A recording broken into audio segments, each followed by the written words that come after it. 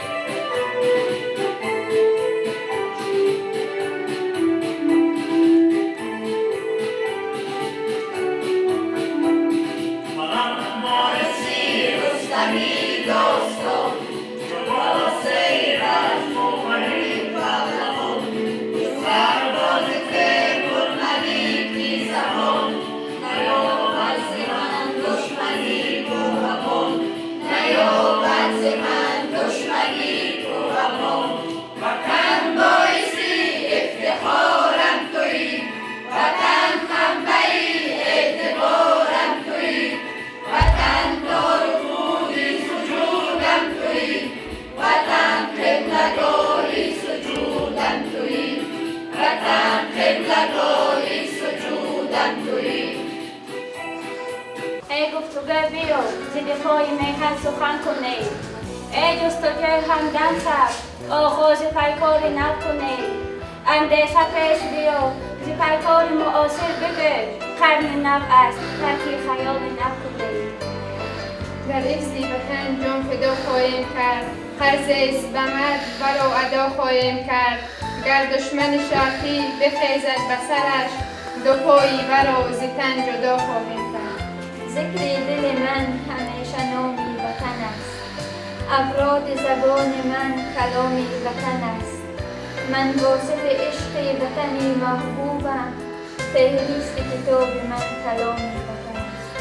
ز عشق وطن جوش دارد دلم و عطر وطن جوش دارد دلم. وطن را بنازد مرا در بنا، چون مادر گرفت تورم و پاورا. وطن جان من ارجعان من است. وطن جان من مبارک باد جشنی نور بارد ارتشی ملی. مبارک باد ابجی افتخارد ارتشی ملی. و ملت با وطن با امر سرفرماندهی عالی. مبارک باد عهدی استوارد ارتشی ملی. روز ارتش ملی جمهوری تاجیکستان مبارک باد و همه سربازان و افسران کشور که عاشقانه و ایماندارانه از مرز و بوم این کشور حمایت میکنند. آرزوی این دارند که همیشه صحت و سلامت باشند.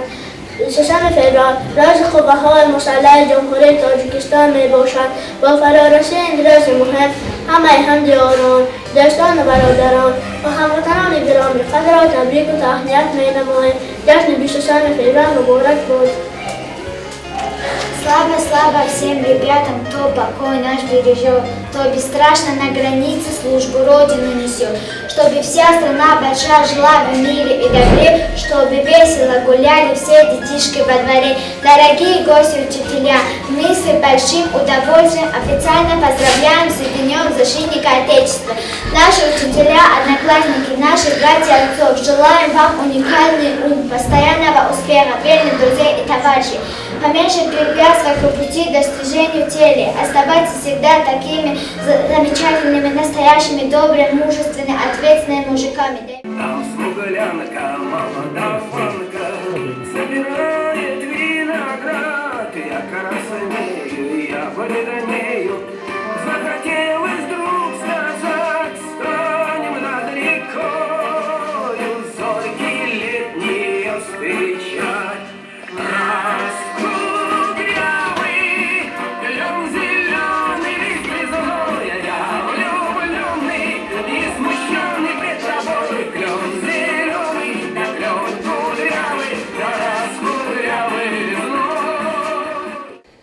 امروز در سراسر جمهوری تاجیکستان روز ارتش ملی جمهوری تاجیکستان رو جشن میگیرند.